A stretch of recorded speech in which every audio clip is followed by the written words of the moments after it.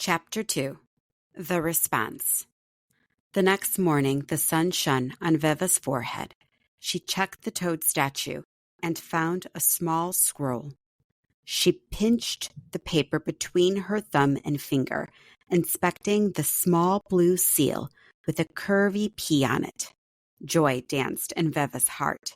She opened the scroll and squinted to read the impossibly tiny letters.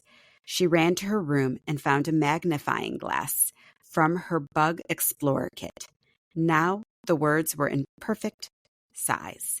The letter said, "Dear creepy girl, your letter gave me the goosebumps. I didn't realize someone had been watching me.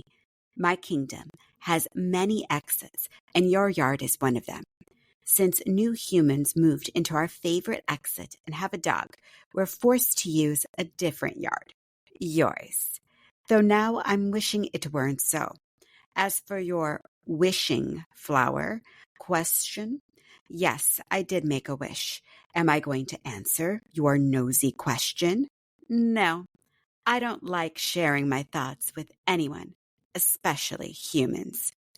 You are very kind to notice my new dress. Dressmaker Doña Dulce designed it to look like a flower. I'm glad even a girl who spies on mice noticed Doña Dulce's artistic ability. I will pass on your nice words to her. I considered your question about us being friends and decided we should not be friends. You would ruin my good reputation in the kingdom of Papadon. It isn't personal. I get many interesting questions every day. Usually the questions don't come after a slight. My voice is not squeaky. My guards rather enjoy my singing. Most of the time. Anyway, I've spent too long on this letter. Please cover your ears if you don't like my singing. Sincerely, Princess Iza. P.S. We might be able to talk more if you give me more of your brown sweet food. You called it chocolate? I'll take 20. Veva let the scroll roll up on itself. Wow, Princess Iza was mean.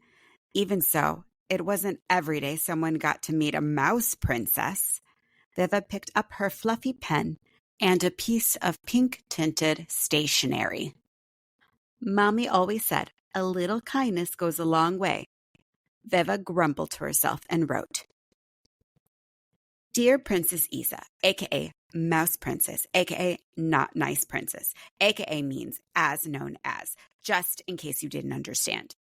I guess we don't have to be friends, but I left you a dark chocolate anyway. I don't like those candies. They take up a lot of room in my birthday candy stash. I just turned 9 years old, if you care. Even though we're not friends, we can make trades.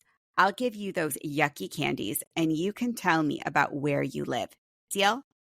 Also, the squeaky comment was not meant to be an insult. I had to ask Mommy what a slight meant. Your squeaks wake me up, so you might want to sing something a little quieter. Mommy really does have a rule about loud noises in the morning. Also, do you want to know my wish? I wished we could be best friends, but since you don't want to be friends, I can't share more about my thoughts on our friendship.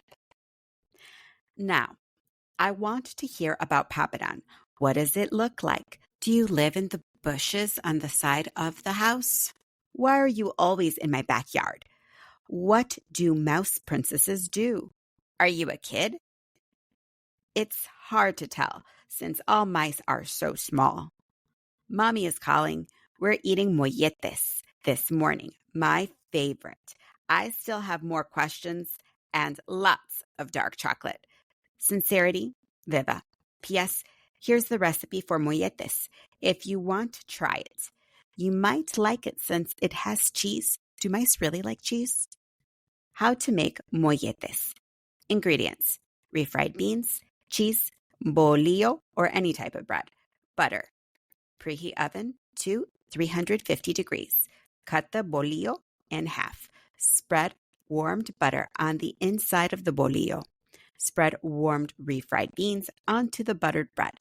Sprinkle on shredded cheese. Bake the mollete for 8 to 10 minutes until the cheese becomes melty and bubbly. Ta-da! You have molletes. I usually like when we melt Oaxaca cheese, but any melty cheese works. It is even tastier if you sprinkle queso fresco on top after you're done warming everything up. Mommy likes pico de gallo over the cheese. Daddy likes to add hot sauce, and Memo likes to add cooked chorizo.